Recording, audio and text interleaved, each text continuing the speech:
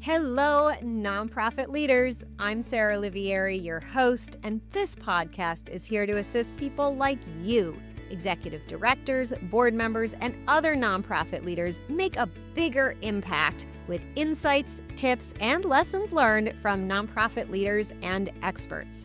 Having been an executive director, a board member, and now a consultant and coach, I truly understand the challenges you face. And that's why I'm here.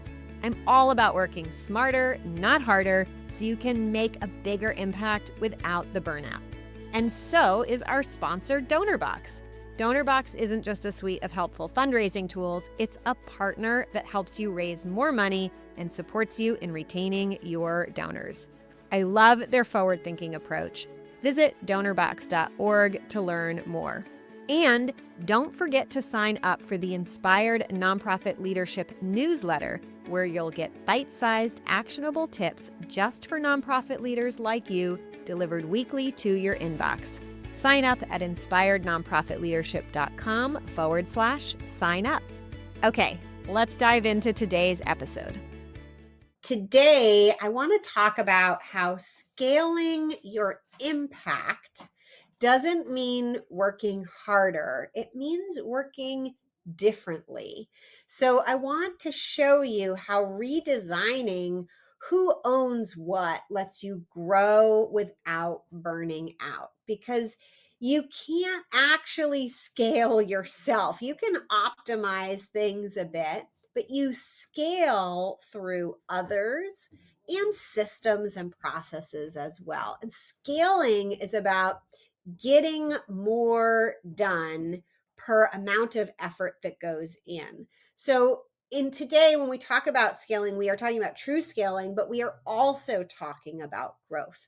So we can grow. Grow just means more work goes in and more work coming out. So we can get more complete to a certain level just by growing, but then we need to go beyond growth if we really want to make a big impact and enter the realm of scale, which means getting more results for the same amount of work, or doing less work to get the same amount of results, depending on what you would like to see happen in your life. Okay, so, and in case you don't know me, I'm Sarah Olivieri, and I love helping visionary leaders make that bigger impact by building aligned teams and delegating their outcomes. And that is the key to scaling without overworking. We want to delegate outcomes, not tasks. Now, within our organizations or our businesses, tasks will still be delegated. But as the leader, as the visionary leader, you want to be focused on delegating outcomes as opposed to delegating tasks. If you're delegating tasks primarily or only, you are very much an operator in your business rather than a leader of the future of your business. So this is the key: delegating outcomes to sustainable and scalable growth. And in order to do this, I'm going to give you a high-level mini lesson today. And if you want to deep dive into it more, let me know. Maybe I'll develop a full webinar, or we can chat one-on-one and do it together. So we need to redesign ownership. We need to redesign the roles, or how we think about roles in our organization, in order to expand capacity across our team, expand capacity geometrically if we want to scale, so that everybody's getting more results for the same amount of work or even less work. The bigger your mission, the more bold your vision, the more you must share the load. Okay, this is really, really important. So you can't scale yourself, right? So we have to scale through others. So I just want to give you a quick rundown of what I mean by this different way of thinking about leadership and our team. So first, it means shifting from thinking about the traditional org chart of who's in charge of who. That's actually not super scalable. It's also not that fun. From who's in charge of who to who's in charge of which outcomes. And in order to do that, we need to kind of clarify what are the key outcomes that our organization or business needs to achieve. Now, lucky for you, most organizations need the same key outcomes or businesses. And I'm going to break it down for you high level right now. So we need key outcomes around where we're going, the future, visioning, innovation, whatever you want to call it. It's the outcome of figuring out and knowing and deciding what the future destination will be. Then we have this very important second outcome role of deciding when and how we will go there. And if you're a follower of EOS or the book Traction, you know this role as the integrator. But I don't love that when they're talking about accountability, they gave that role a very like tactical doing label rather than an outcome oriented label. So I like to call the integrator instead the optimum speed and capacity. The person can have multiple roles, right? But the role that's about being accountable for moving at the optimum speed and capacity. So the other role of visioning and innovation is about where we're going. This is about when we're going, how we're going there, how fast we're going there, right?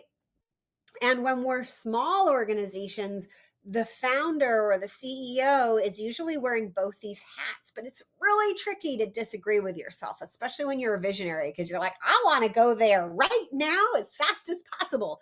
Most of your team are not going to feel that way. And you need a second person who you're highly aligned with, has clarity about how and when, and how fast, who will say to you as the visionary, not so fast, Sarah, right? We'll go there, but this is how we're going to do it. And this is when we're going to do it. Okay, so those are the highest level.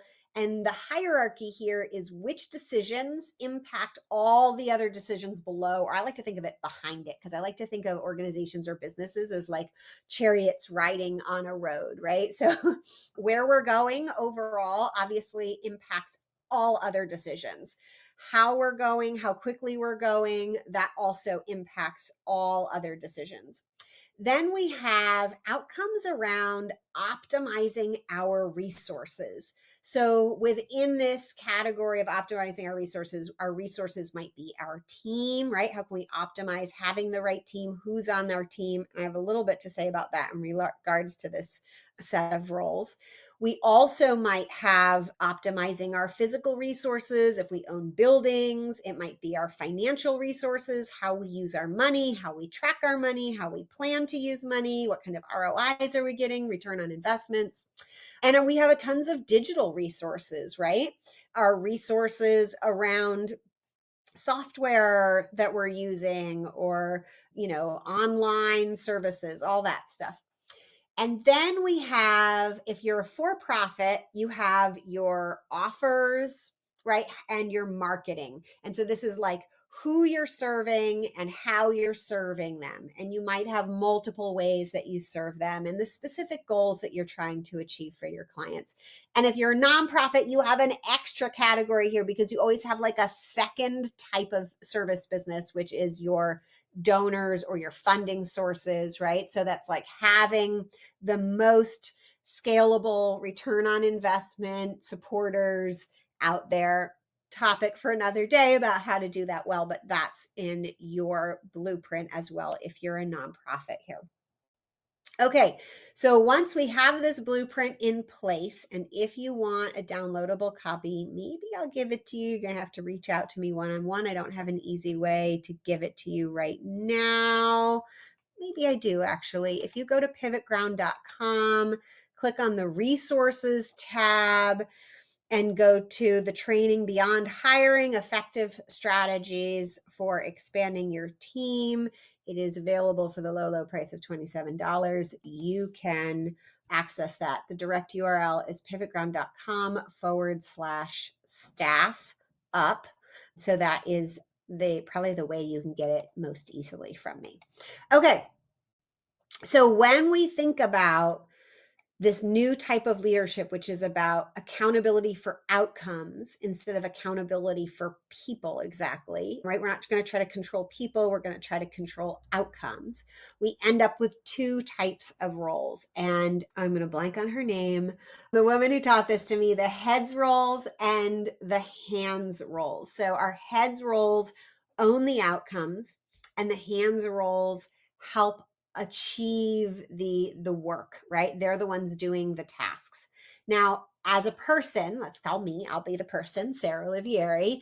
I can own multiple heads roles and multiple hands roles. But if I own heads roles and hands roles, the heads roles are my priority. So if I get too busy making decisions around achieving outcomes, then I need to tell whoever owns the outcomes related to those hands roles that, sorry, I'm too busy. They're going to need to find somebody else. Okay.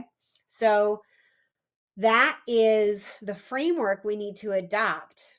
And it's like both this simple framework and this massive paradigm shift from who's in charge of who. How can we control the people on our team to how can we get our team controlling the outcomes that move our organization or business forward.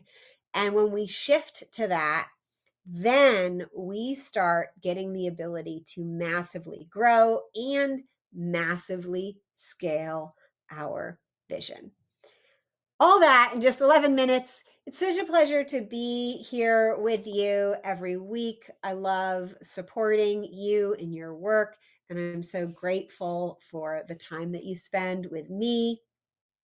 And I know my work is well done. I was just on a coaching call with my clients earlier, and I gave them the answer to their question. And they were like, oh, that's exactly what I told my board member I thought Sarah would say.